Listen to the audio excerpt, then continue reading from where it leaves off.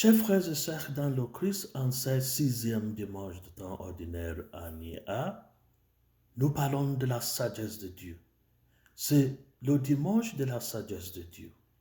Et qu'est-ce que la sagesse de Dieu? Tout d'abord, il faut se poser une question. Quel est le lien entre les commandements du Seigneur et la sagesse de Dieu? Parce que notre première lecture nous parle des commandements du Seigneur. La première lecture nous dit quand même quelque chose sur la sagesse de Dieu au verset 18.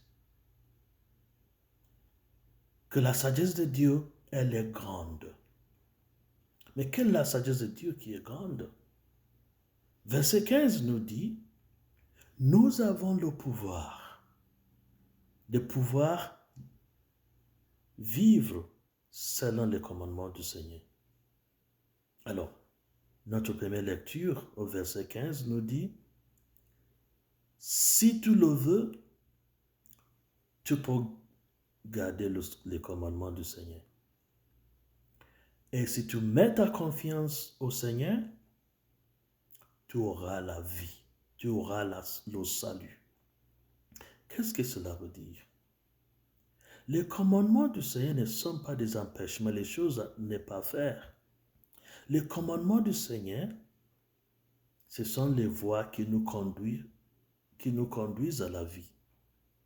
Alors, qu'est-ce que cela veut dire en réalité? Ça veut dire qu'il n'est pas impossible de guider les commandements du Seigneur. Mais cela est possible à la personne de sagesse, à une personne qui a décidé de ne pas voir les commandements du Seigneur comme empêchement, mais une personne qui est au niveau de la sagesse de Dieu, qui voit au-delà des empêchements de commandements et voit la volonté de Dieu, la sagesse de Dieu, qui donne le salut. Alors c'est en faisant confiance au bon Dieu que nous allons accepter que, en observant les commandements du Seigneur, il y aura le salut. Bien sûr, notre première lecture continue en nous disant que la mort et la vie, tous les deux, sont placés devant nous et le choix est à nous. Soit de choisir la mort, soit de choisir la vie. Le choix est à nous et on nous a déjà dit, il est possible de vivre au-delà du péché. Ça veut dire qu'il est possible de vivre en observant les commandements de bon Dieu. Parce que, en mettant notre confiance au Seigneur, sachant que ce qu'il nous propose, c'est le meilleur pour notre vie, nous arrivons à observer les commandements de bon Dieu. Alors, le lien entre les commandements du Seigneur et la sagesse, c'est le but des commandements du Seigneur. Alors, le but des commandements du Seigneur, c'est la sagesse du Seigneur. Ça veut dire, le bon Dieu fait en sorte que si nous décidons de vivre selon la façon dont il nous a indiqué, la vie, le salut va nous atteindre directement. Alors, c'est pourquoi notre deuxième lecture nous dit déjà que la sagesse de Dieu n'est pas comparable à la sagesse du monde. Et pour nous concrétiser ce que notre deuxième lecture nous dit, la différence entre la sagesse du monde et la sagesse de Dieu, c'est de voir à travers l'évangile ce que Jésus nous enseigne aujourd'hui. À travers la sagesse du monde, on nous a dit, il ne faudra jamais commettre l'adultère. Et les gens pensent que si on ne commet pas l'adultère ou bien la fornication, on est déjà parfait. Mais ce n'est pas ça. On nous a déjà dit, heureux les purs de cœur, ils verront Dieu. C'est la pureté de notre cœur qui rend Dieu visible dans notre vie. Alors, d'aller au-delà de ce qui est physique, l'adultère, la fornication, d'aller au niveau spirituel, de faire en sorte que même notre esprit est pur. Voilà comment on pourrait voir Dieu. Alors la sagesse de Dieu, c'est d'aller au-delà de ce qui est physique, l'adultère, la fornication, et arriver au niveau spirituel, que même dans notre esprit, dans notre pensée, nous serons immaculés du corps et de l'esprit.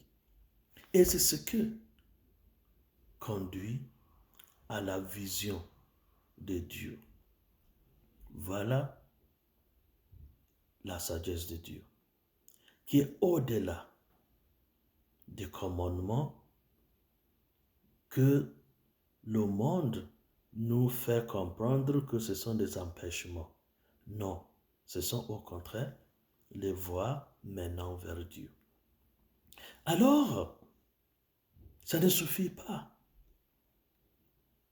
de guider les commandements physiques, mais c'est de reformuler même l'esprit de l'être, l'esprit des êtres humains. Alors c'est là où nous voyons la sagesse de Dieu, cette sagesse qui nous dit, je vous ai crié pour moi-même et je le souhaite que vous soyez avec moi éternellement.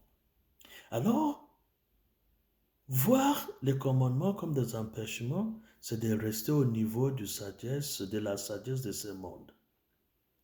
Mais voir à travers les commandements les moyens de vivre éternellement avec le bon Dieu, à ce stade-là, nous rejoignons la sagesse de Dieu. Alors la question à se poser, c'est quel genre de personne dois-je être? Ce n'est pas quel genre de commandement dois-je guider. Non. C'est le but des commandements de Dieu, sans les sagesses de Dieu. Ça veut dire être avec Dieu, que nous nous préparons à travers les commandements de bon Dieu pour une vie éternelle. Voilà la sagesse de Dieu. À quoi on nous invite en cette dimanche de sagesse, 6e dimanche de temps ordinaire, année A 2023. C'est à nous, comme dit la première lecture, de choisir si nous voulons mettre notre confiance au Seigneur en acceptant sa sagesse, que les commandements ne sont pas les empêchements, mais voie préparative à vivre avec le bon Dieu, ou bien, comme la première lecture nous l'avait indiqué, la mort, la vie sont placés devant nous, le choix est à nous, soit pour la vie, soit pour la mort. Mais la sagesse de Dieu conduit à la vie, et c'est à cela que le bon Dieu nous invite. Prions à ce que l'Esprit de Dieu en nous va nous aider d'aller au-delà des empêchements, aller au-delà de nos désirs physiques pour rejoindre l'Esprit de Dieu, la volonté de Dieu pour notre salut. Et en s'efforçant à le faire, que Dieu Tout-Puissant nous bénisse, lui qui est Père, qui est Fils, qui est Esprit Saint. Amen.